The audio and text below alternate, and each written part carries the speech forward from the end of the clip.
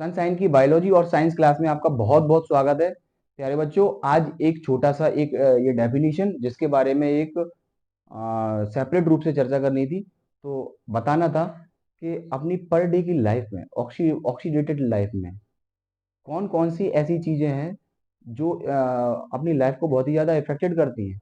तो सबसे पहले उनमें है क्या, कोरोशन, और उसके बाद है रेंसिडिटी। जी बिल्कुल, ये 2 मार्क्स के क्वेश्चन ये लगभग 1-2 साल में लगातार आ रहे हैं। तो जरा इसके बारे में अपन को जानकारी और अच्छे तरीके से लेनी होगी। तो सबसे पहले अपन चर्चा कर लेते हैं कोरोशन, उसके बाद में एक सेपरेट वीडियो बनाया जाएगा काय के लिए, रेंसिडिटी, और रेंसिडिटी को प्रिवेंट करने के तरीके भी बताए जाएंगे आपको। तो सबसे पहले कोरोशन। तो कोरोशन की डेफिनेशन के बारे में चलते हैं। कोरोशन को सबसे पहले बोलते हैं जंग या रस्ट। समझ रहे हो ना? बिल्कुल।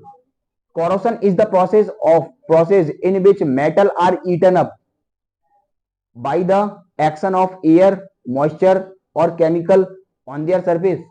तो जंग लगने की बात तो अपन को सिंपल ही मालूम है कि अगर कोई भी मेटल है, मेटल में सबसे ज्यादा अगर जंग लगने की बात करें तो आयरन। आयरन में जंग किसके कारण से लगती है? अगर आयरन के सरफेस के कांटेक्ट में अगर ऑक्सीजन यानी एयर में क्या प्रेजेंट रहती है, ऑक्सीजन आ जाए, मॉइस्चर में क्या होता है, वाटर के संपर्क में आ जाए, या कोई भी केमिकल उसके सरफेस पे, मेटल के सरफेस पे पड़ जाए, तो मेटल क्या करती है, आर ईटन अप, वो रस्ट मेटल को खाने लगती है। कैसे? धीमे धीमे से, eaten up gradually, eaten up gradually, यानी धीरे धीरे से उसको खाना चालू करती है। एक्शन ऑफ एयर, मॉइस्चर और केमिकल सर्फेसेस के, अगर सरफेस के ये सब चीजें इनके पास होती हैं, तब जाके मेटल को ये सारी चीजें खाने लगती हैं, और इस डेफिनेशन को बोलते हैं कोरोशन। वंस अगेन फिर से जरा देखते हैं। Corrosion is the process in which metal are eaten up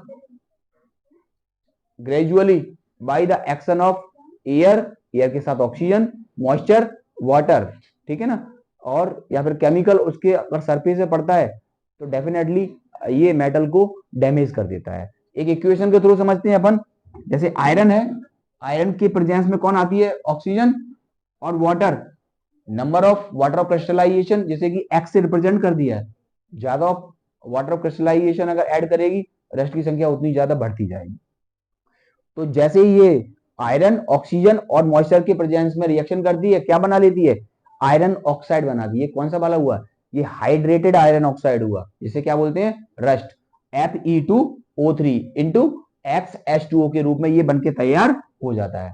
हमारी पर डे की लाइफ में रस्ट क्या करती है, बहुत बड़े बड़े ब्रिज वगैरह बनते हैं ना, तो क्या खुले में रहते हैं, उनको सीधा सीधा इफेक्टेड करती है। बहुत बड़ी बड़ी मशीनरी होती है जो सीधे सीधा ऑक्सीजन के कांटेक्ट में आती हैं, जी बिल्कुल उनको इफेक्टेड करने का काम करती है। इसी प्रकार से अपन समझ सकते हैं कि ऑक्सीजन इसके साथ मिलके ऑक्सीडाइज करती है, ठीक है ना, और ये ऑक्सीडेशन हमारी लाइफ को कई प्रकार से प्रभावित करती रहती है। इसके बाद नेक्स्ट वीडियो में अपन रेंसिडिटी में अपन मिलते हैं, ठीक है ना, तब तक के लिए बाय।